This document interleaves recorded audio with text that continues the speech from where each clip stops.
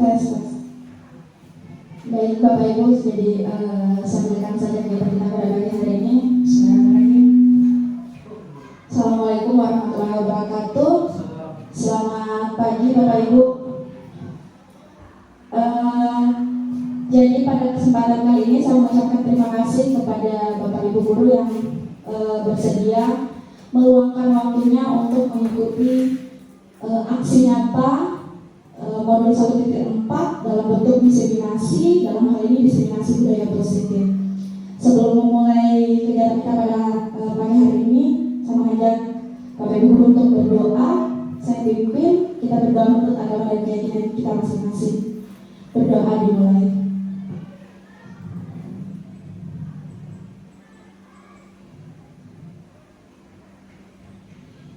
Selesai.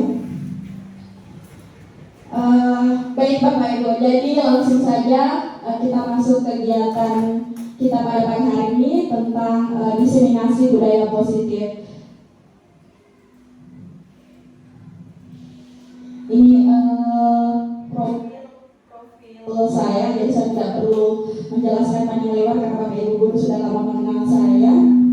Nah Bapak Ibu, tujuan diseminasi pada hari ini adalah yang pertama, CGP dalam hal ini saya ini mencoba untuk berbagi pemahaman terhadap konsep-konsep kunci dalam modul budaya positif. Itu tujuan kita diseminasi kita pada pagi hari ini. Yang kedua, CGP dalam hal ini saya berbagi pengalaman dan pembelajaran yang didapat setelah menerapkan konsep-konsep kunci budaya positif. Jadi diharapkan setelah diseminasi ini dua tujuan ini bisa tercapai Bapak Ibu. Nah kita masuk saja langsung ke budaya positif. Jadi dalam budaya positif di modul 1.4 ini ada banyak sekali submateri yang coba untuk saya jelaskan pada kesempatan kali ini. Yang pertama tentang disiplin positif dan nilai-nilai kebajikan universal. Nah Bapak Ibu, dalam rangka menciptakan kondisi pembelajaran lingkungan belajar yang positif, yang pertama yang harus kita lihat dulu adalah bagaimana penerapan disiplin di sekolah. Seperti itu. Kalau misalnya saya bertanya, Bapak Ibu guru, menurut Bapak Ibu guru disiplin itu seperti apa? Kalau kita kan saya bilang tidak disiplin, ini kurang disiplin. Jadi disiplin itu seperti apa menurut Bapak Ibu? Aturan. Ya baik. Disiplin itu biasanya kita identikan dengan aturan atau kepatuhan. Seperti itu ya, Bapak Ibu. Namun ternyata itu adalah sebuah hal yang berbeda. Jadi budaya kita itu selalu menganggap kalau disiplin itu berkorelasi dengan kepatuhan, aturan, ketaatan, dan biasanya bersifat tidak nyaman bagi orang-orang yang kita harap untuk disiplin. Jadi itu biasanya menimbulkan ketidaknyamanan. Coba kita tanya anak-anak, kalau dia dipaksa untuk berdisiplin, mereka itu sebenarnya merasa tidak nyaman seperti itu.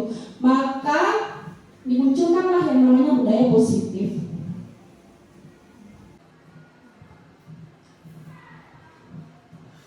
Ini menurut Ki Hajar Dewantara, untuk mencapai kemerdekaan atau dalam konteks pendidikan saat ini, untuk menciptakan murid yang merdeka, syarat utamanya itu harus disiplin diri.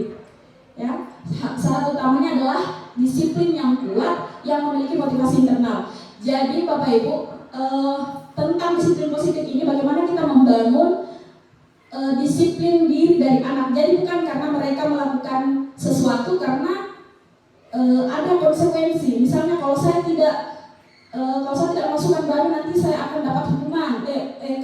Kaki baju misalnya, saya akan dapat hukuman. Kalau saya memakai sepatu warna putih, saya akan mendapatkan hukuman. Disiplin yang seperti itu artinya disiplin yang didatangkan dari motivasi eksternal karena adanya konsekuensi. Nah dalam hal ini disiplin positif yang diharapkan adalah disiplin yang berasal dari motivasi intrinsik, motivasi dari dalam diri. Olehnya itu Bapak Ibu, perlu adanya nilai-nilai kebajikan universal yang kita tanamkan kepada murid. Nah tujuan dari disiplin positif adalah menanamkan motivasi pada murid-murid kita, yaitu untuk menjadi orang yang mereka inginkan dan menghargai diri sendiri dengan nilai-nilai yang mereka percaya. Jadi kita diharapkan mampu membimbing murid untuk berdisiplin diri. Jadi bukan karena adanya konsekuensi yang akan kita berikan dari disiplin tersebut. Seperti itu Bapak Ibu. Jadi murid diharapkan mampu menghargai diri sendiri. Mereka tahu, oh kalau saya melakukan ini itu salah. Jadi yang kita tanamkan adalah nilai-nilai kebajikan, bukan karena adanya adanya konsekuensi dari sebuah kelakuan atau sebuah perbuatan. Itulah yang dimaksud dengan disiplin positif. Nah sekarang saya akan menjelaskan sedikit tentang apa itu nilai-nilai kebajikan. Nah nilai-nilai kebajikan universal berarti nilai-nilai kebajikan yang disepakati bersama, lepas dari suku bangsa, agama, bahasa maupun latar belakangnya. Nilai-nilai ini merupakan payung besar dari sikap dan perilaku kita, atau nilai-nilai ini merupakan fondasi kita berperilaku. Nilai-nilai kebajikan adalah sifat-sifat positif manusia yang merupakan tujuan mulai yang ingin dicapai setiap individu. Jadi yang diharapkan ada pada diri murid itu Bapak Ibu adalah nilai-nilai kebajikan. Misalnya kita menanamkan sifat bertanggung jawab, itu adalah nilai kebajikan. Terus apalagi kejujuran, ketertiban, banyak nilai-nilai kebajikan lainnya dengan cara memotivasi dari dalam diri. Yang dimaksudkan nilai-nilai kebajikan di sini adalah keyakinan-keyakinan mereka. Jadi mereka berperilaku bukan berdasarkan takut akan aturan, tapi karena adanya keyakinan dari dalam diri. Nah berikutnya saya akan masuk ke kebutuhan dasar manusia dan dunia berkualitas. Bapak Ibu, semua manusia ini memiliki kebutuhan dasar. Ada 5 kebutuhan dasar manusia, dalam hal ini juga termasuk kebutuhan dasar murid.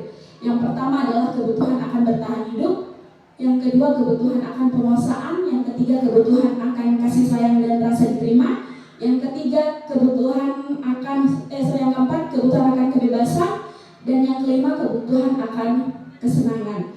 Kita akan bahas satu persatu tentang kebutuhan dasar manusia ini. Nah sebelumnya Bapak Ibu, ini ada contoh kasus, ini kelihatannya. Bu Ambar, guru wali kelas 2A di SD Pelita Hati, sedang bingung menghadapi ulah salah satu murid di kelasnya, Doni. Beberapa anak di kelas 2A telah datang padanya dan mengeluhkan Doni yang seringkali meminta bekal makan siang mereka dengan paksa. Mungkin kita sering dapati juga ya di sekolah ya. Jika Anda menghadapi situasi seperti Ibu Ambar, apa yang akan Anda lakukan? Menurut Anda kira-kira apa alasan Doni melakukan hal itu? Ini adalah contoh kasus. Nah kita akan kaitkan dengan kebutuhan dasar manusia. Kebutuhan yang pertama, ini Bapak Ibu, kebutuhan akan bertahan hidup. Nah kebutuhan ini kita tahu ya, kebutuhan yang sifatnya secara fisik, biologis. Kita butuh makan, kita butuh rumah, sandang, pangan, papan, itu adalah kebutuhan yang sifatnya biologis. Nah inilah yang disebut dengan kebutuhan bertahan hidup. Nah kalau misalnya tadi Doni itu kita tanya, misalnya kita panggil, Doni kenapa kamu merebut makanan teman-temanmu atau meminta makanan teman-temanmu setiap hari? Nah kalau jawaban Doni misalnya, karena saya lapar Bu, saya lapar Pak, guru tidak, orang tuaku tidak bikinkan bekal, maka berarti Doni sedang mencoba untuk memenuhi kebutuhan akan bertahan hidup. Jadi seperti itu Bapak Ibu, kalau kita ingin mengatasi masalah murid, kita identifikasi dulu kebutuhan apa yang mereka coba penuhi, apa yang coba mereka penuhi sebenarnya, sehingga kita bisa mengambil tindakan yang tepat. Seperti itu. Kemudian yang berikutnya, kebutuhan akan kasih sayang dan rasa diterima. Kebutuhan ini dan 3 kebutuhan berikutnya, jadi mulai dari kebutuhan ini dan 4 kebutuhan yang lain itu merupakan kebutuhan psikologis. Jadi kita akan masuk ke kebutuhan psikisnya.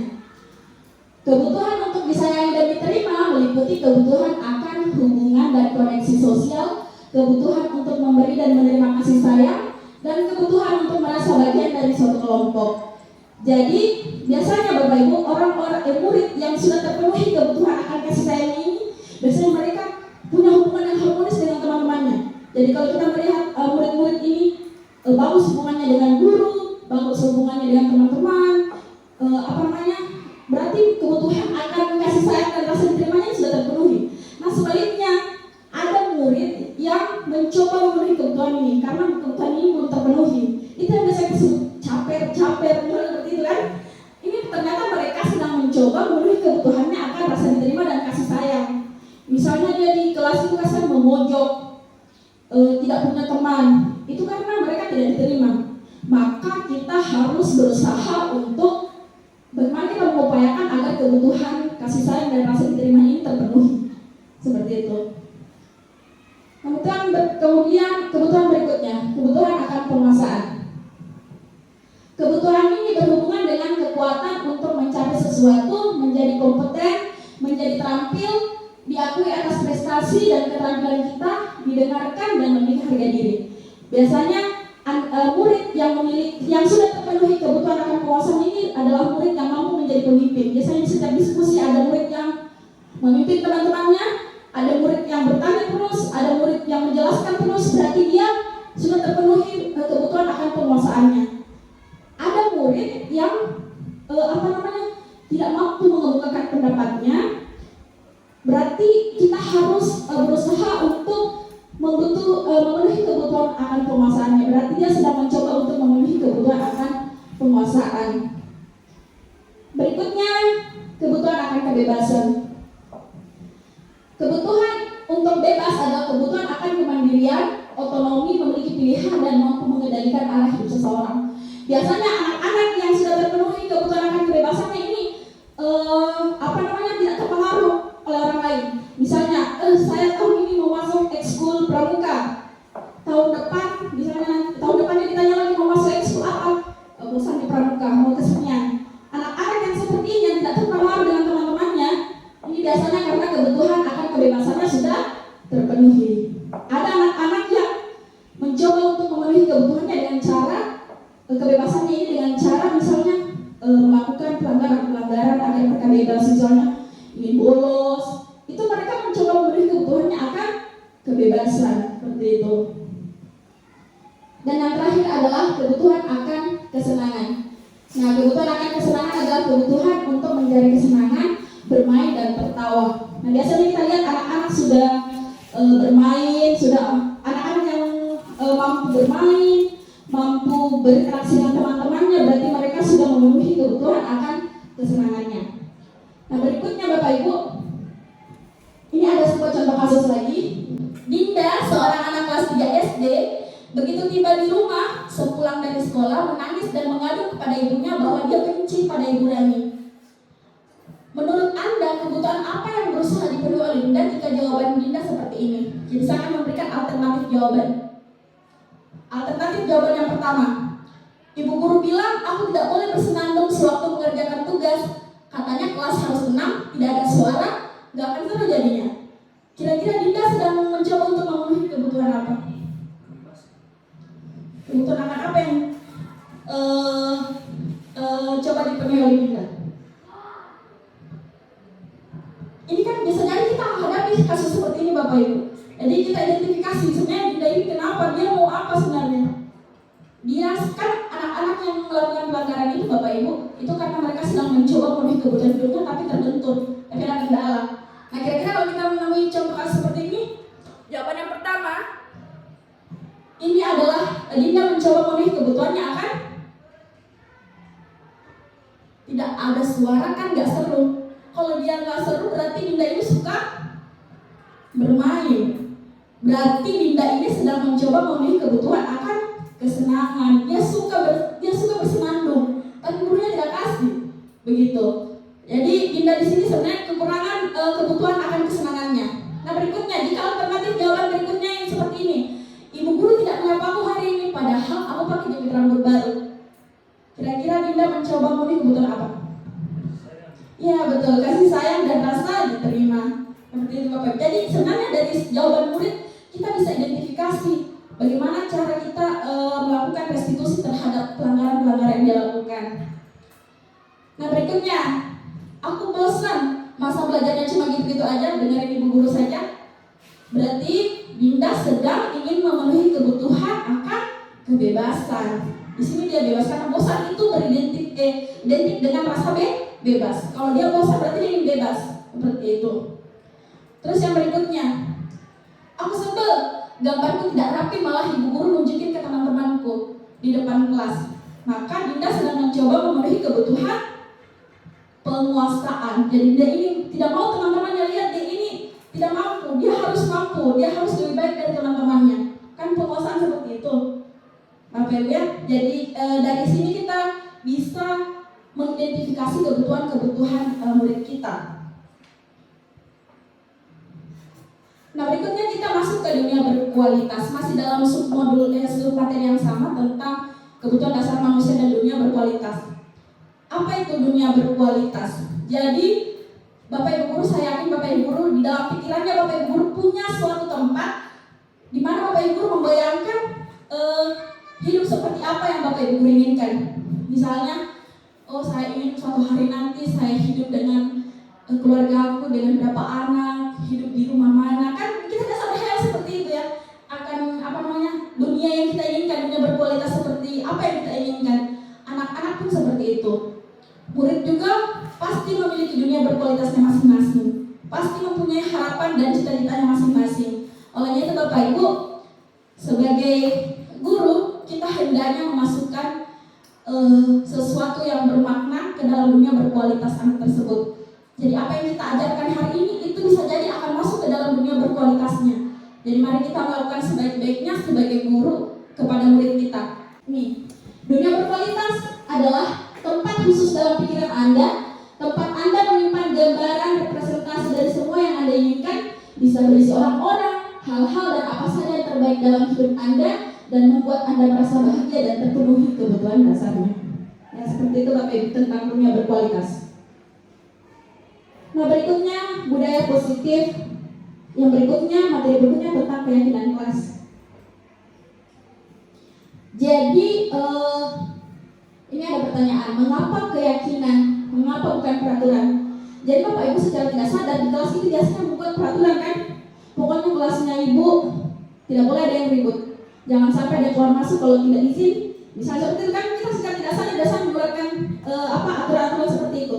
Nah, sebenarnya itu adalah bentuk aturan-aturan yang bisa kita buat dalam bentuk keyakinan. Kenapa peraturannya ini? Kenapa keyakinan? Kenapa tidak dalam bentuk peraturan? Kenapa harus peraturan? Kenapa tidak dalam bentuk keyakinan? Misalnya begini saya contohkan Bapak Ibu. Kalau kita di jalan, kita lihat ada banner misalnya, pakailah helm ketika berkendara. Itu bentuk aturan atau keyakinan? Aturan, betul. Itu bentuk aturan. Kemudian, kenapa kita harus pakai helm kira-kira? Kalau berkendara? Meyakinkan kita tidak akan ada terjadi apa-apa. Iya, untuk menjaga keselamatan. Nilai-nilai kebajikan tentang keselamatan inilah yang disebut dengan keyakinan. Jadi kenapa kita harus pakai kata keyakinan bukan peraturan? Kalau keyakinan itu sifatnya dia lebih bermakna. Maknanya dari peraturan itu jangan berisik ya kalau guru mengajar, itu peraturan. Makna dari jangan ribut atau jangan berisik ini adalah supaya kelas tenang, murid bisa berkonsentrasi. Itu namanya keyakinan. Makanya kita diharapkan mampu merubah mindset anak-anak bukan lagi berupa peraturan, tapi keyakinan kelas. Kita di kelas itu jadi keyakinan kelas yang kita bangun itu Bapak Ibu jangan lagi menggunakan kata-kata negatif. Jangan buang sampah, jangan ribut. Kita ganti ke dalam kalimat positif yang akhirnya menstimulus anak. Oh, ini sesuatu yang baik. Misalnya jangan ribut ketika pelajaran sedang berlangsung. Kita jagalah kenyamanan kelas, atau jagalah ketertiban kelas. Itu kita bisa berubahnya ke dalam kalimat yang lebih positif. Nah, kenapa juga harus peraturan? Karena keyakinan kan bukan peraturan. Karena peraturan itu adalah sifatnya bersumber dari motivasi ekstrinsik dari luar. Saya tidak buang sampah, saya buang sampah pada tempatnya karena saya takut dimarahi sama guru piket. Maka itu berarti dia mematuhi peraturan, tetapi tidak ada dampaknya bagi diri murid. Jangan-jangan mereka buang sampah itu tidak tahu maknanya apa. Tapi kalau dia dalam bentuk keyakinan, dia mendatangkan motivasi intrinsik. Artinya kalau saya buang sampah pada tempatnya berarti lingkungan saya akan bersih. Seperti itu Bapak, itu bedanya peraturan dan keyakinan. Nah, saya mau mengajak Bapak Ibu untuk mari kita membuat keyakinan kelas kita masing-masing. Ini sudah saya mencontohkan membuat keyakinan kelas. Jadi keyakinan kelas itu anak-anak yang menuliskan apa yang mereka inginkan ada di kelasnya. Jadi kita tanya, kelas seperti apa yang kalian inginkan? Ini anak-anak akan antusias. Mereka akan menuangkan semuanya. Nah, tugas kita memfasilitasi keyakinan kelas ini. Jadi keyakinan kelas ini bagus untuk kita aplikasikan di kelas. Dan saya akan mendatangkan dampak yang positif. Nah, ini contoh keyakinan kelas yang bisa kita buat di di kelas kita masing-masing, Bapak Ibu. Tapi ini kan contoh dari murid kelas ini, murid SD. Biasanya SMP akan lebih bervariasi seperti itu. Jadi terserah muridnya mau situasi kelas seperti apa. Kita bersama-sama memfasilitasi mereka untuk membuat keyakinan kelasnya. Seperti itu. Ini mungkin wali kelas boleh aplikasikan di kelasnya. Selanjutnya Bapak Ibu, materi selanjutnya tentang budaya positif adalah 5 posisi kontrol. Sebelum saya membahas lebih lanjut, silakan saksikan video berikut Bapak Ibu.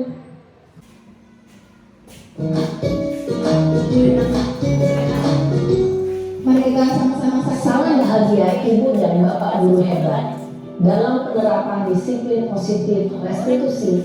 Salah satu program yang dikembangkan adalah 5 posisi kontrol dalam restitusi adalah proses perjalanan seorang pendidik agar dapat mengenali dirinya.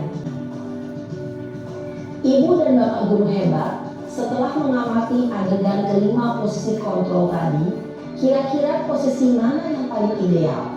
Posisi mana yang dapat menunjang motivasi intrinsik murid? Ya, tentu posisi manajer. Posisi ini memang posisi ideal yang ingin dituju setiap pendidik. Pada posisi inilah, guru dapat menerapkan disiplin positif yang berpihak pada murid, yang memerdekakan murid. Perjalanan seorang pendidik tentunya tidak mudah untuk sampai pada posisi seorang manajer. Namun, tujuan kita pasti, yaitu menciptakan murid-murid yang mandiri, merdeka, dan bertanggung jawab. Semoga penggambaran 5 posisi kontrol yang telah diperlihatkan ini dapat menjadi ajang refleksi bagi kita semua, agar dapat terus mengasah dan menerapkan disiplin positif yang memerdekakan murid. Mari terus berlatih dan bersemangat. Selamat menerapkan. Salam dan bahagia Ibu dan Bapak guru hebat. Ya, itu tadi kita sudah menyaksikan bersama 5 posisi kontrol Bapak Ibu. Jadi setelah menyaksikan video ini, saya ingin mengajak Bapak Ibu merefleksi kita sebenarnya ada di posisi mana, termasuk saya. Jadi dari video tadi kan kita sudah digambarkan masing-masing ciri-ciri dan dampak dari 5 posisi tadi. Posisi sebagai apa saja? Pertama, sebagai penghukum. Yang kedua, sebagai pembuat rasa bersalah. Yang ketiga, posisi sebagai teman. Yang keempat, sebagai posisi pemantau atau kontrol. Yang kelima, sebagai posisi manajer. Nah, tentu saja posisi ideal ini adalah posisi sebagai manajer. Jadi Bapak Ibu termasuk saya mungkin juga harus merefleksi diri, memperbaiki posisi kontrol saya menuju posisi yang ideal yang diharapkan ada pada diri setiap pendidik. Jadi saya tidak mengatakan bahwa di posisi kita yang selama ini kita lakukan itu salah, tidak. Tapi alangkah baiknya kalau kita semakin memperbaiki diri untuk berpihak kepada murid Bapak Ibu. Nah, saya akan menjelaskan terlebih dahulu lebih lanjut tentang 5 posisi kontrol ini. Nih, jadi kita lihat bersama Bapak Ibu ya. Ini di bagian motivasi itu ada 2 dibagi, motivasi eksternal dan motivasi intrinsik. Jadi ada motivasi dari luar, ada motivasi dari dalam diri. Nah, kita lihat Bapak Ibu bahwa dari 5 posisi kontrol tadi ada identitas gagal dan ada pula yang identitas sukses. Yang identitas gagal itu artinya kita sedang melakukan perilaku kontrol negatif, Bapak Ibu ya. Jadi kita menerapkan identitas gagal, yaitu kalau kita berada di posisi penghukum dan pembuat merasa bersalah. Nah, 2 posisi ini dianggap sebagai identitas gagal karena akan semakin menjatuhkan mental murid, seperti itu. Kemudian di identitas sukses ini 3, sebagai teman, sebagai pemantau, dan sebagai manajer. Namun kita bagi lagi di dalam identitas sukses masih ada yang perilaku kontrolnya positif dan ada perilaku kontrol yang dari dalam diri, yang itu tadi sebagai manajer. Jadi kenapa manajer ini dianggap ideal? Karena kontrolnya bukan dari orang lain, tapi dari dalam diri masing-masing, seperti itu Bapak Ibu. Nah, ciri-cirinya seperti ini. Untuk guru berbuat, penghukum itu menghardik, menunjuk-nunjuk. Kamu ini Bapak Ibu, termasuk saya juga masih biasa melakukannya. Cuma kan alangkah baiknya kalau kita saling merefleksi diri seperti itu. Menunjuk-nunjuk, menyakiti, menyindir. Nah ini posisi kita sebagai penghukum. Terus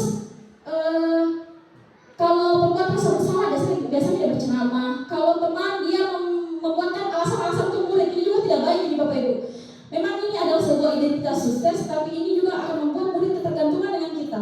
Misalnya kalau murid terhormat, maksudnya cepat, nanti saya bilangkan sama guru pikir, kan biasa ada seperti itu. Ini juga tidak baik, walaupun ini termasuk dalam identitas sukses. Nah kemudian pemantau. Nah pemantau ini biasanya kita selalu menggunakan aturan-aturan di sekolah. Kalau Ahmad sudah tahu konsekuensinya kan.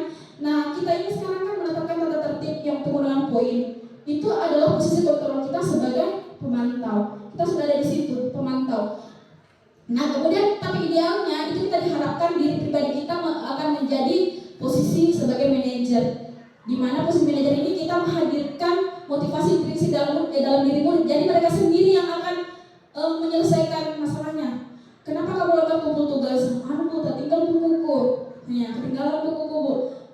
Jadi apa solusinya? Ya kita suruh mereka sendiri yang mencari solusi sehingga nanti ini akan menjadi kebiasaan bagi murid untuk bertanggung jawab terhadap tugasnya seperti itu. Nah kemudian kalau guru berkata, kalau penghukum itu biasa diancam, kalau kamu tidak bikin nanti ibu akan tambah hukumannya seperti itu. Nah kalau sementara membuat rasa bersalah, biasanya kita bikin anak-anak itu jadi down. Ibu kecewa, kamu sudah kecewakan ibu, seperti itu Bapak Ibu ya. Nah kalau teman biasanya kita melakukan kata-kata, aku juga bikin demi ibu ya, begitu. Tapi yang belakang dulu ibu, ini juga tidak baik sebenarnya dilakukan dalam hal-hal dalam konteks-konteks sekolah begitu sebagai murid dan guru. Dan sebagainya Bapak Ibu, ini ciri-cirinya tadi cuma saya rincikan kembali, tapi sudah dijelaskan di dalam video tersebut. Nah hasilnya, kalau menghukum biasanya anak-anak akan jadi pemberontak atau mendendam. Memang biasanya akan berhasil saat itu, karena takut. Saya kalau dihukum, akan berhasil pada saat itu, tapi tidak ada sebenarnya motivasi dalam dirinya untuk berubah, karena cuma takut dihukum saja. Dia tidak tahu kalau ternyata perbuatan saya salah, karena dia tidak ada motivasi dalam dirinya untuk berubah.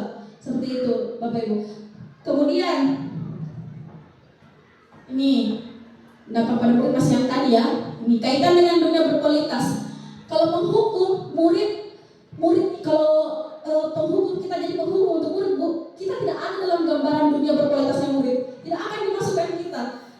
Kita sebagai murid saja dulu ada guru-guru yang kita tidak suka, tidak mau kita ingat-ingat lagi namanya. Jangankan memasukkan di dunia berkualitas, kita mau lihat saja mau ingat-ingat namanya sudah tidak mau trauma. Nah begitu Bapak Ibu, itu adalah dampak dari posisi-posisi yang kita ambil, terutama yang identitas gagal ya. Saya mengingatkan yang identitas gagal agar dihindari. Kita beranjaklah ke identitas sukses, menjadi teman, menjadi pemantau, dan menjadi manajer. Dan alangkah idealnya kalau kita bisa membangun keyakinan murid menjadi manajer seperti dia Bapak Ibu. Itu adalah gambaran singkat dari posisi kontrol guru. Kita harapkan kita bisa merefleksi diri masing-masing agar kita bisa menerapkan posisi yang lebih ideal. Berikutnya tentang teori motivasi, hukuman dan penghargaan dan restitusi. Ini saya akan jelaskan satu persatu. Pertama teori motivasi dulu. Bapak Ibu, semua yang kita lakukan, tindakan kita semuanya karena kita punya tujuan. Kita mengajar karena kita punya tujuan. Kita apapun yang kita lakukan semua karena ada motivasi, ada tujuannya. Nah ini, menurut Thierry Goosen, ini adalah sebuah pakar pendidikan. Dalam bukunya ini menyatakan ada 3 motivasi perilaku manusia. Yang pertama, orang berperilaku itu karena untuk menghindari ketidaknyamanan atau hukuman. Yang kedua, untuk mendapatkan imbalan atau penghargaan dari orang lain.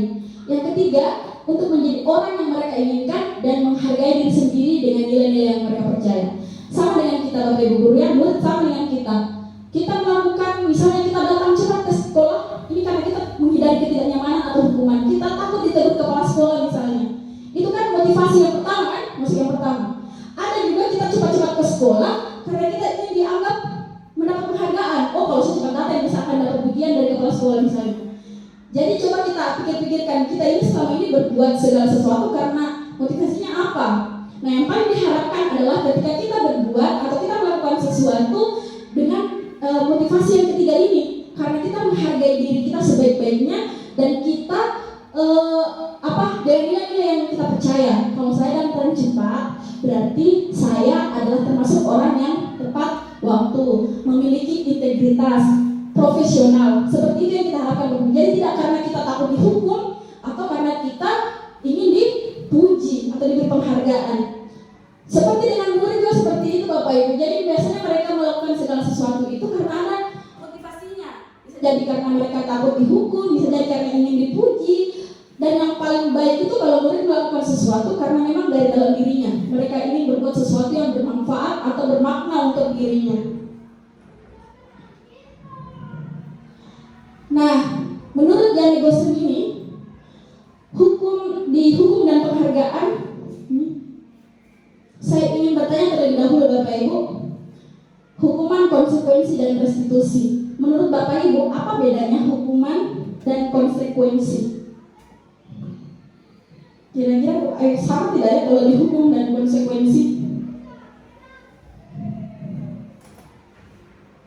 Ada yang bisa mengungkapkan pendapatnya? Bagaimana? Kenapa? Apa itu hukuman dan konsekuensi bedanya pada? Atau sama? Akibat. Kalau hukuman? Oke. Jadi betul Pak. Jadi kalau hukuman ini dia sifatnya tidak terencana. Jadi misalnya kalau si A datang terlambat, kan biasanya kita tidak coba pungut sampah itu tidak terencana. Kita tidak merencanakan apa yang kita akan berikan karena tidak ada kita rencanakan. Oh besok kalau terlambat si A saya sudah siapkan ini saya sudah siapkan hukuman ini berupa ini. Itu kan kalau hukuman dia sifatnya tidak terencana. Misalnya kita lihat ada tanaman yang tidak disiram, kita langsung saja siram dulu tanaman itu. Atau ada sampah yang tidak diangkat, angkat sampah itu. Nah itu bentuk hukuman, sifatnya tidak terencana. Nah kalau konsekuensi itu sudah terencana, itu sudah kita tahu kalau kita tidak makan kita akan lapar, itu konsekuensi.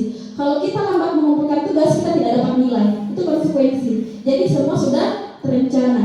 Nah Bapak Ibu kalau saya mengambilkan contoh kasus seperti ini, misalnya, jadi kita harus membedakan bagaimana hukuman dan mana konsekuensi. Sebisa mungkin kita hindari yang sifatnya menghukum. Jadi kita memberikan konsekuensi saja karena konsekuensi itu biasanya kita sudah sosialisasikan ke anak-anak. Kita sudah tahu termasuk kayak poin-poin itu kan konsekuensi karena kita sudah sosialisasikan dengan murid. Dia sudah tahu apa yang mereka akan dapatkan ketika melakukan suatu tindakan. Misalnya mencatat 100 kali dalam buku kalimat, saya tidak akan terlambat lagi karena terlambat ke sekolah. Apakah itu hukuman atau konsekuensi? Nah, kira Bapak Ibu. Ya, itu adalah hukuman. Tergantung saya kalau biasa Samsung catat 150 kali, itu kan biasanya tidak terukur atau tidak terencana. Yang kedua, lari mengelilingi lapangan basket 2 kali karena terlambat hadir di sekolah. Hukuman, betul. Yang ketiga, membersihkan coretan yang dibuatnya di meja tulis. Hukuman atau konsekuensi? Konsekuensi. Kalau kita mencoret punya teman, konsekuensinya kita harus menghapus atau membersihkannya atau menggantikannya. Itu konsekuensi. Seperti itu Bapak Ibu. Kalau murid diminta untuk push-up 15 kali karena tidak menggunakan masker, hukuman, betul. Menggantikan kertas tugas teman yang telah dicoret, konsekuensi. Berjemur di lapangan basket pukul 12 siang, hukuman. Murid diminta bertelanjang kaki sepanjang hari karena tidak menggunakan sepatu, hukuman. Hukumannya bertelanjang kaki sepanjang hari menggunakan sepatu warna hitam sesuai peraturan sekolah. Peraturan itu selalu dengan hukuman. Berdiri di depan kelas sambil mengangkat kaki satu karena tidak bisa menjawab pertanyaan, hukuman. Membersihkan tumpahan air di meja tulis, konsekuensi. Kehilangan 10 menit jam istirahat untuk mengerjakan tugas karena terlambat datang, konsekuensi, betul. Duduk di bangku pinggir lapangan pada jam istirahat, tidak diizinkan bermain oleh guru piket karena mencederai teman saat bermain di lapangan, hukuman atau konsekuensi? Perlu diingat Bapak Ibu, kalau hukuman itu dia membuat ketidaknyamanan dalam jangka waktu yang lama, sementara konsekuensi itu membuat waktu yang lebih singkat. Ya betul. Ya duduk di bangku pinggir lapangan pada jam istirahat ini adalah bentuk dari konsekuensi. Tidak ada hukuman disuruh duduk saja. Enak sekali kalau hukum duduk begitu. Biasanya itu karena konsekuensinya akhirnya tidak bisa main seperti itu. Terlambat hadir di pembelajaran daring 15 menit dan diminta untuk tinggal 15 menit sesudah kelas usai untuk membahas ketinggalan pembelajaran. Konsekuensi.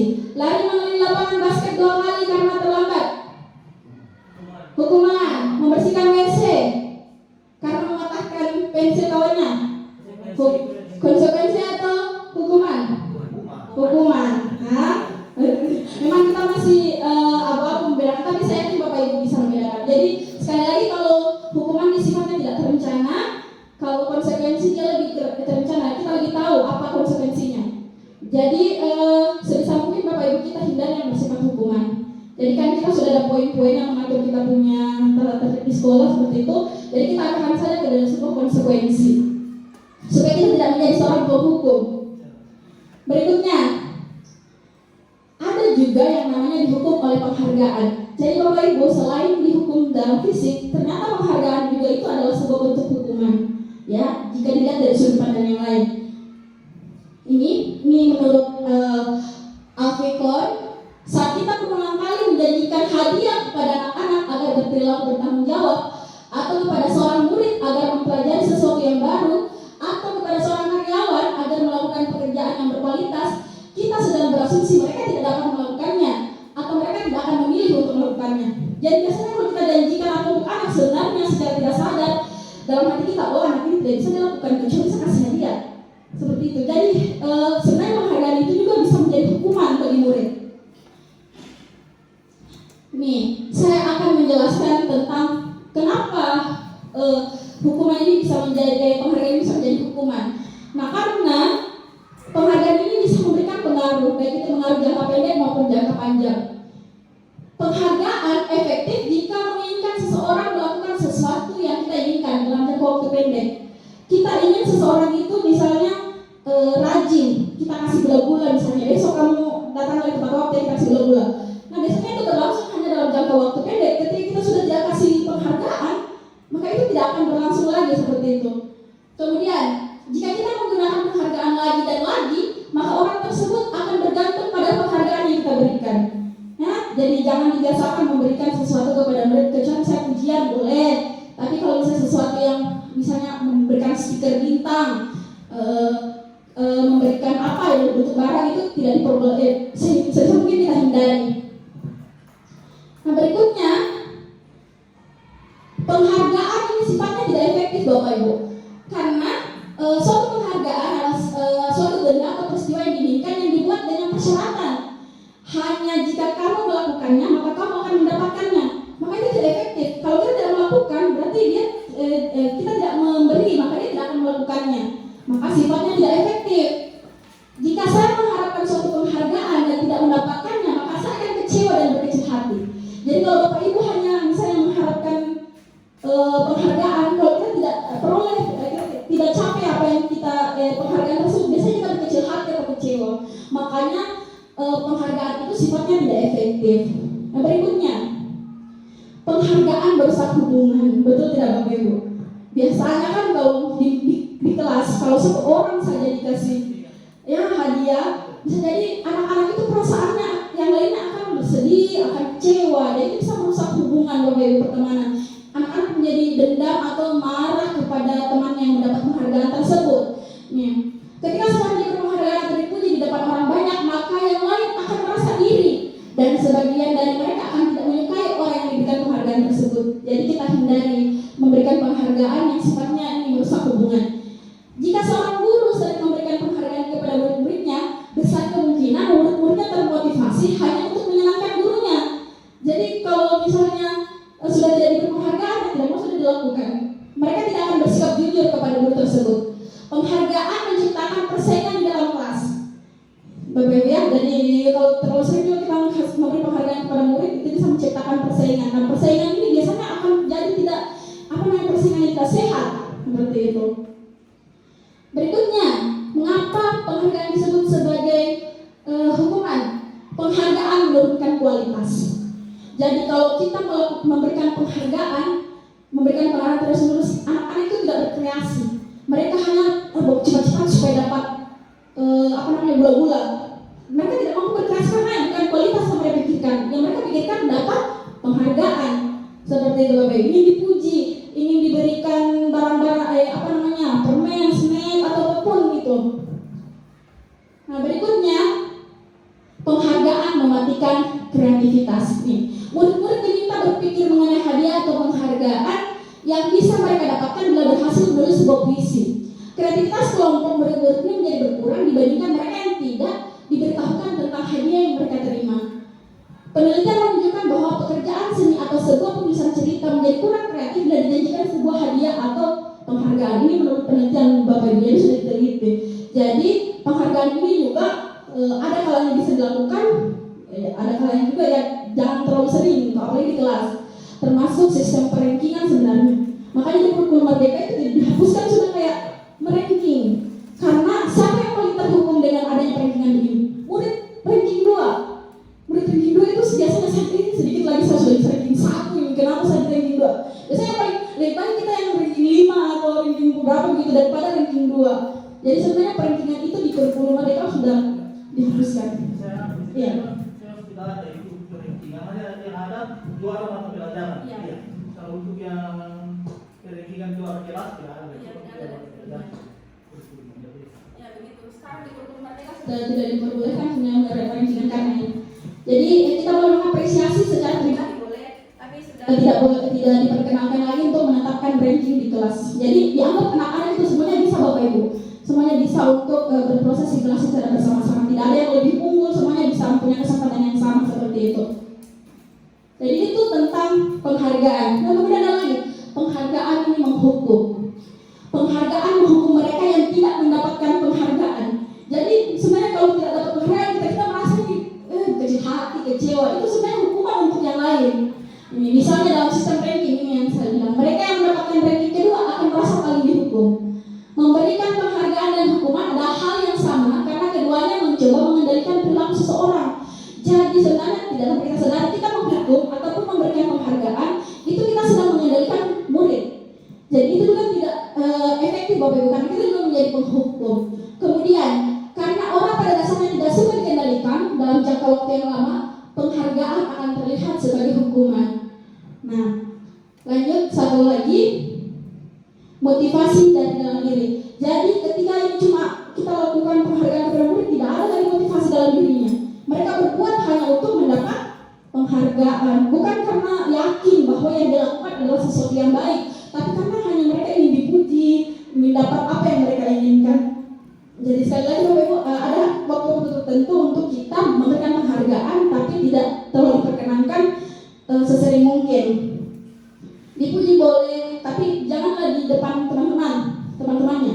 Boleh kita memanggil secara pribadi anaknya bagus ya untuk memotivasi dia, tapi jangan di depan kelas teman-temannya. Itu bisa jadi termotivasi, tapi yang lain merasa semakin tidak tidak punya kesempatan untuk mendapatkan hal yang sama. Nah, Bapak Ibu, kita masuk ke restitusi dan segitiga restitusi. Nah, materi ini materi terakhir, tapi ini juga merupakan yang paling penting. Restitusi dan segitiga. Bapak Ibu, ada tidak yang pernah mendengar restitusi? Saya juga sebenarnya baru dengar di sini di program ini. Restitusi adalah proses menciptakan kondisi bagi murid untuk memperbaiki kesalahan mereka sehingga mereka bisa kembali kepada kelompok mereka dengan karakter yang lebih kuat. Restitusi juga adalah proses kolaboratif yang mengajarkan murid untuk mencari solusi untuk masalah dan membantu murid berpikir tentang orang seperti apa yang mereka inginkan dan bagaimana mereka harus memperlakukan orang lain. Jadi restitusi dalam hal ini adalah bagaimana kita mencoba untuk menyelesaikan masalah murid, namun murid sendiri yang perlu untuk mencari solusinya. Jadi kita hanya memfasilitasi, itu adalah restitusi. Jadi kalau istilahnya mungkinnya diproses, panggilan kita proses. Nah, proses memprosesnya murid ini disebut dengan restitusi. Seperti itu, bisa cara singkatnya. Nih, melalui pendekatan restitusi, ketika murid berbuat salah, guru akan menanggapi dengan mengajak murid berefleksi tentang apa yang dapat mereka lakukan untuk memperbaiki kesalahan mereka sehingga mereka menjadi pribadi yang lebih kuat dan menghargai dirinya. Jadi mereka diajak untuk merefleksi kesalahan apa yang mereka lakukan. Kira-kira apa solusi dari perbuatan mereka. Sebentar saya akan jelaskan rincian dari proses-proses merestitusi Bapak Ibu. Jadi kita bersama akan mencoba untuk bagaimana tahap-tahap merestitusi anak. Ini ciri-ciri restitusi yang membedakan dengan program disiplin lainnya. Jadi baiknya dianjurkan di sekolah sekarang ini untuk menerapkan disiplin kita menggunakan restitusi. Yang pertama, restitusi bukan menebus kesalahan, namun untuk belajar dari kesalahan. Jadi anak-anak kita mengajak merefleksi. Kamu ini sudah berapa kali kamu melakukan kesalahan sama? Bagaimana caranya supaya tidak ulang lagi? Anak-anak kita harusnya merefleksi, tidak kita ultimatum. Seperti itu. Yang kedua, restitusi memperbaiki hubungan. Dan dengan restitusi ini biasanya tidak terjadi dendam antara murid dan guru. Seperti itu. Restitusi adalah tawaran bukan paksaan. Jadi kan namanya kurikulum merdeka sekarang ya. Kita sekarang tidak boleh memaksa, apalagi mengultimatum, apalagi apa yang sifatnya memaksa murid. Jadi kita sifatnya tawaran, memberikan tawaran-tawaran kepada murid.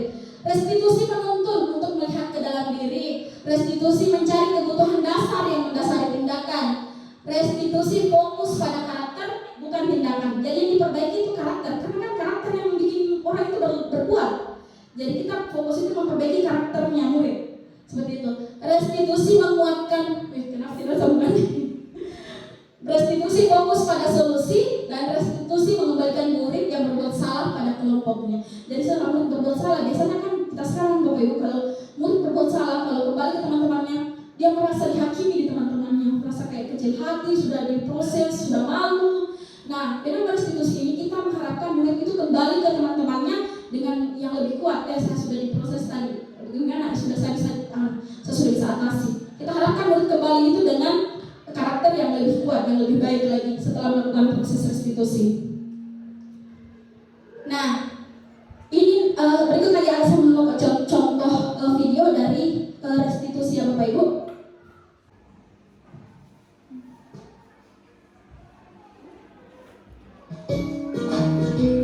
Contoh dari proses restitusi. Salam dan bahagia, Ibu dan Bapak guru hebat. Pada video kali ini kita akan membahas tentang salah satu program disiplin positif yang diterapkan di lingkungan sekolah yang dikenal dengan nama restitusi. Dapat menyelesaikan permasalahannya sendiri, semakin percaya diri, mandiri, dan merdeka. Salam dan bahagia, Ibu Bapak guru hebat. Ya Bapak Ibu, jadi kita sudah melihat bagaimana tahapan-tahapan dalam segitiga restitusi. Bapak Ibu, memang tidak semudah dengan contoh video tadi ketika kita yang merestitusi murid. Memang tidak semudah itu Bapak Ibu. Tapi mari kita berbuat, daripada kita marah-marah, ditawarkan langkah yang lebih menstabilkan emosi anak. Seperti itu. Dan emosi kita sebagai guru, kita tidak capek marah-marah. Kita ditawarkan ini tawaran dari kurikulum untuk merestitusi. Kalau ketika terjadi masalah di sekolah atau ada kendala dari murid. Ini segitiga restitusi seperti yang dijelaskan tadi Bapak Ibu. Jadi ada 3 tahap. Yang pertama itu menstabilkan identitas, yang kedua memvalidasi tindakan yang salah, dan yang ketiga adalah menanyakan keyakinan. Untuk menstabilkan identitas, nah pada saat ini menstabilkan identitas ini kita diharapkan mampu merubah identitas anak menjadi identitas yang gagal tadi menjadi identitas yang lebih sukses. Anak-anak Bapak Ibu yang melakukan kesalahan, kalau kita kritik, justru mereka akan semakin merasa gagal. Saya ini orang tidak berharga berarti, saya ini dikata-katai, saya ini di marah-marah, berarti saya ini orang yang seperti apa. Mereka lebih down seperti itu. Nah, pada tahap menstabilkan identitas ini ada baiknya kita mengeluarkan kata-kata yang sifatnya reflektif sehingga anak-anak ini bisa merefleksi kesalahan mereka dan mencoba untuk berubah. Kata-kata yang untuk menstabilkan identitas misalnya, ya berbuat hal itu tidak apa-apa. Jadi menganggap kita pun itu sama, kita juga pernah berbuat salah sebagai guru. Kita guru bukan seseorang yang sempurna, sehingga anak-anak merasa bahwa dia masih bisa memperbaiki dirinya. Guru pun pernah melakukan kesalahan, jadi kita bisa merefleksi. Bapak Ibu juga pernah melakukan kesalahan yang sama, misalnya itu adalah pernyataan-pernyataan yang bisa merefleksi murid. Ini contoh-contohnya. Kita bisa menyelesaikan ini. Kamu berhak merasa begitu. Kita stabilkan dulu identitas murid. Karena pada saat pertama melakukan pelanggaran itu murid kan biasanya dalam keadaan yang emosi. Ketika murid dalam keadaan emosi, mereka tidak mampu mencerna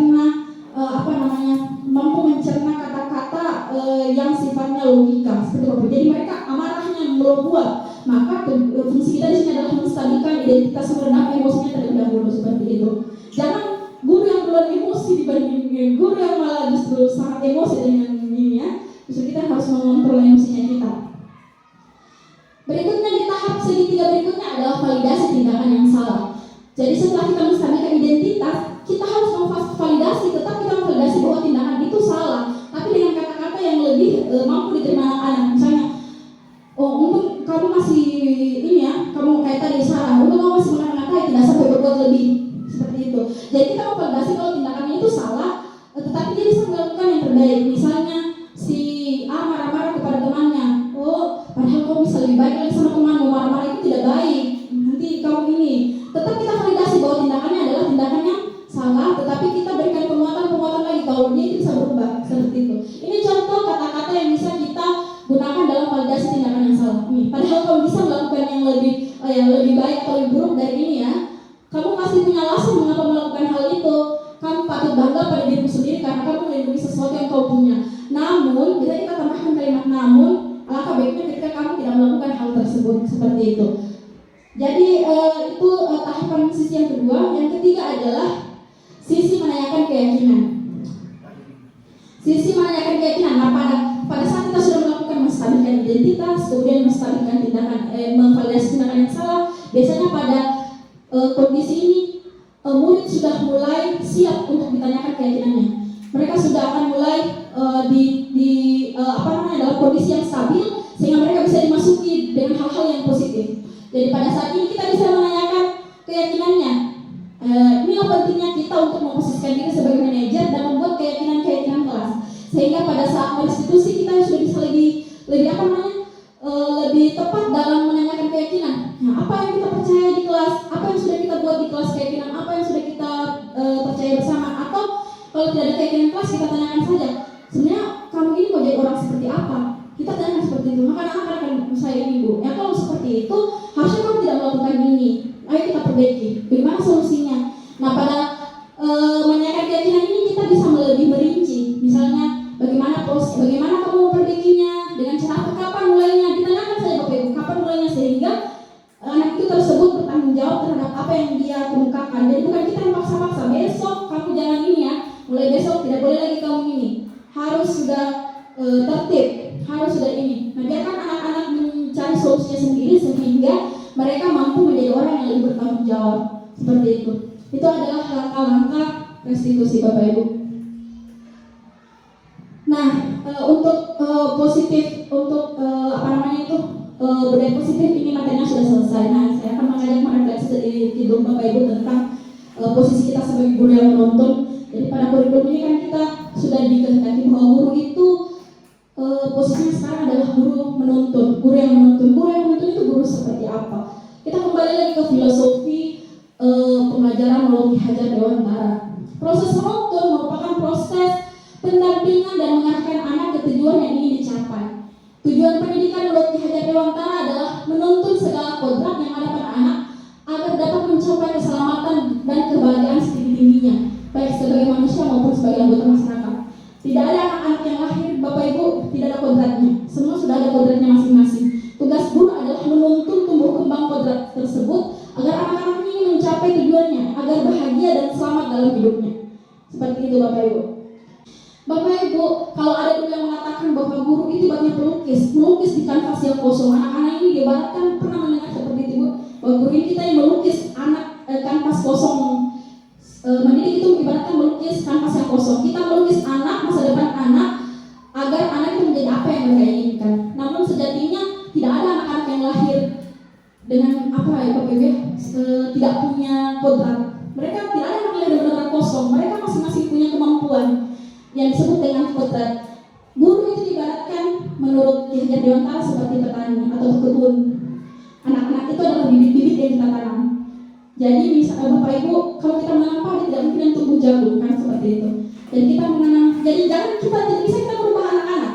Kita tidak bisa merubah anak-anak yang kita didik menjadi apa yang kita mau. Karena masing-masing anak punya kodratnya. Tugas kita adalah menonton. Walaupun misalnya yang bibit yang kita tanam, mohon maaf bisa segera apapun bibit yang kita tanam, ketika mendapatkan lahan yang bagus, mendapatkan penyinaran yang cukup, mendapatkan hujan yang cukup, dan di tangan dingin seorang petani atau pekebun, maka besar kemungkinan bibit itu akan tumbuh dengan baik pula. Sama dengan murid. Tanda kutip sejelek-jeleknya misalnya sifat dan karakter murid, ketika kita lingkungannya itu baik, kita sebagai guru itu baik dalam menuntun, maka pasti akan mendapatkan hasil yang baik pula. Seperti itu Bapak Ibu sebagai refleksi kita. Sekian, terima kasih destinasi pada hari ini. Bapak Ibu saya ucapkan terima kasih atas kesediaan untuk mengikuti destinasi saya. Jika ada yang masukan atau ada kesan dan pesan setelah destinasi ini, saya persilahkan.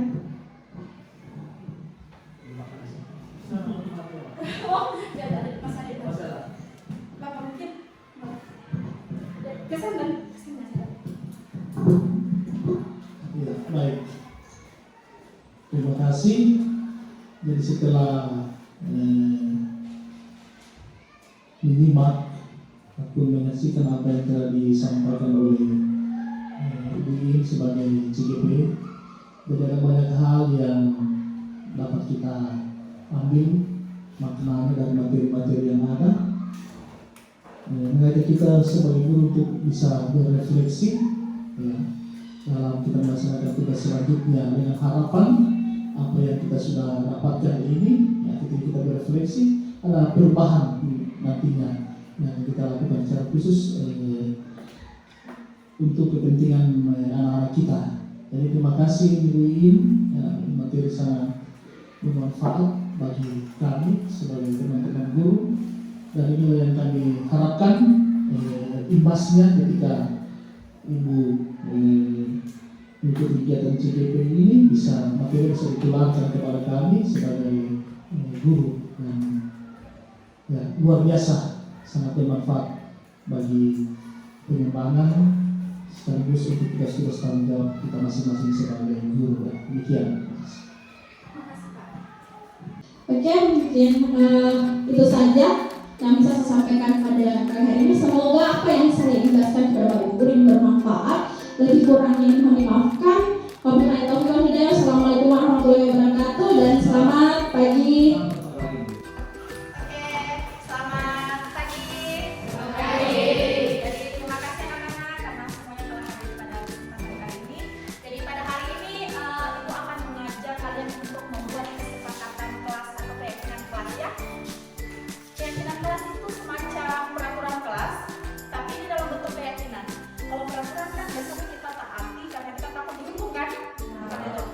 Keyakinan itu ibaratnya kayak kita yakini, oh ini salah, tidak boleh kita lakukan. Jadi walaupun konsekuensinya tidak ada hukuman, karena itu kalian yakini, maka kalian akan melaksanakannya. Paham bedanya ya? Jadi bedanya peraturan dengan keyakinan. Kalau peraturan biasanya disertai dengan konsekuensi atau sanksi, sementara kalau keyakinan itu dari dalam diri, dalam diri kalian. So, seperti itu. Jadi kita juga di kelas harusnya kayak keyakinan kelas. Guru akan mengajari kalian untuk membuat keyakinan kelas yang harus kita yakini bersama-sama. Sepakat? Sepakat? Sepakat. Nanti ibu akan bagikan ini. Kalian boleh tuliskan keyakinan yang ingin kalian sepakati bersama. Misalnya, misalnya kalau tidak berbohong, keyakinan apa kira-kira yang kalian tulis? Jujur, gitu kan? Jadi kita harus pakai kata-kata yang positif, jangan pakai kata negatif. Kata negatif itu misalnya jangan membuang sampah sembarangan. Jangan itu adalah kata negatif. Jadi kalau misalnya jangan membuang sampah sembarangan, kita ganti dengan apa? Iya betul, buanglah sampah pada tempatnya. Gunakan kalimat positif. Bisa? Ya, silahkan bikin sebanyak-banyaknya apa yang kira-kira kita akan jadikan keyakinan kita. Ya, tidak boleh ribut. Kata tidak boleh ribut itu tidak boleh kita usahakan tidak gunakan ya, karena tidak itu adalah kata negatif. Kalau tidak boleh ribut berarti apa? Kira-kira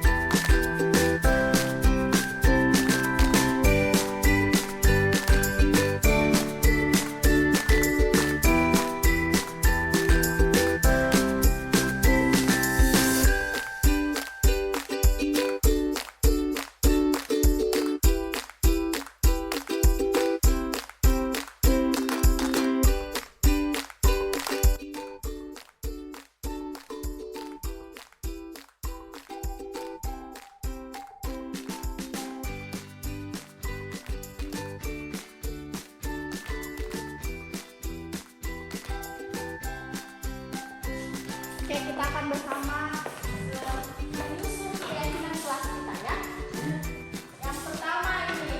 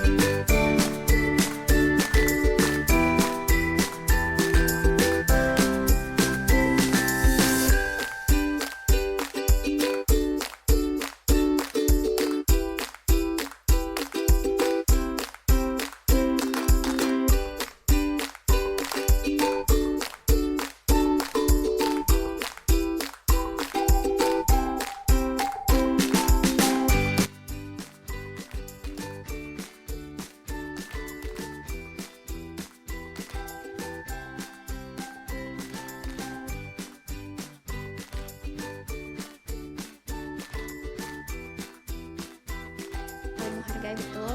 Membuang sampah pada tempatnya, Iya, datang ke sekolah tepat waktu, iya. Ada lagi yang diingat? Coba kalau Krespo ada yang ditambahkan? Iya, jangan saling membuli tuh. Tadi kita ganti pakai kalimat apa? Harus rukun. Ya, rukun. Kalau Nilo ada yang perlu ditambahkan juga? Menjaga kebersihan, Iya, rukun, rukun. sopan, Sopan, betul. tertib, Tertib. Oke, Anyovel? Apa yang diingat? menghargai, Menghargai siapa? menghargai guru, Guru. Terus menghargai siapa lagi? teman-teman, Ya, apa lagi keyakinan kelasnya kita?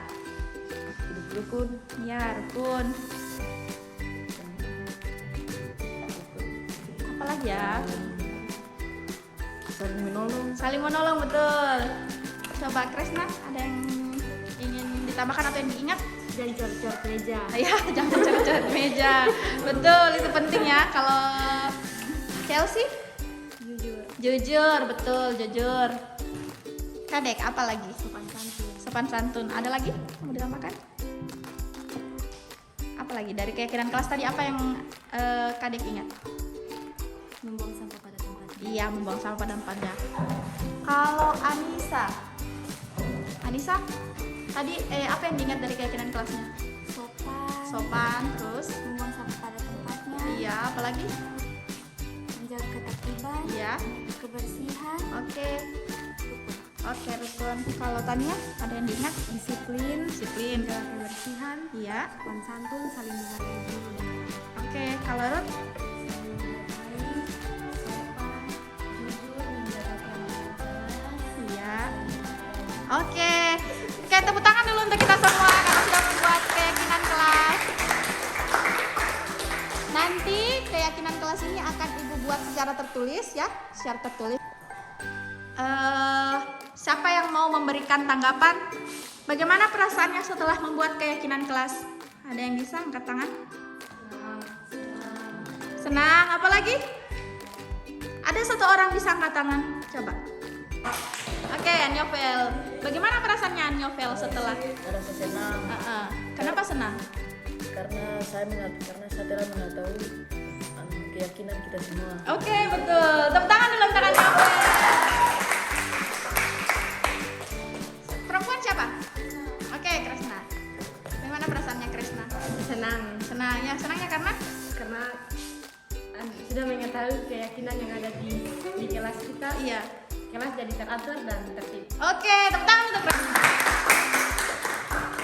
Jadi keyakinan kelas ini anak-anak, jadi bukan cuma sekedar tulisan saja atau dalam bentuk tulisan saja seperti itu, dalam bentuk secari kertas nanti, tetapi juga ini adalah keyakinan kita bersama.